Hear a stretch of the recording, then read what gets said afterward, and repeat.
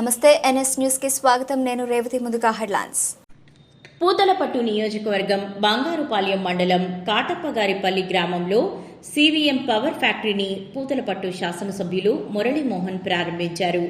గురువారం మాజీ సర్పంచ్ హరి, తులసిరాములు తమ పుట్టిన ఊరిలో సుమారు 50 మందికి ఉపాధి కల్పించే ఉద్దేశంతో పరిశ్రమను స్థాపించగా విజయదశమి సందర్భంగా ఈ పవర్ ఫ్యాక్టరీని పూతలపట్టు శాసనసభ్యులు డాక్టర్ కలికిరి మురళీమోహన్ చేతుల మీదుగా రిబ్బన్ కట్ చేసి ప్రారంభించారు.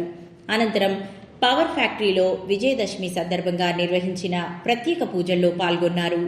సొంత గ్రామంలో ఫ్యాక్టరీని స్థాపించి స్థానికులకు ఉపాధి కల్పించాలనే మంచి ఆలోచనతో ఫ్యాక్టరీని స్థాపించిన హరి, తులసిరాములను ఎమ్మెల్యే అభినందించారు.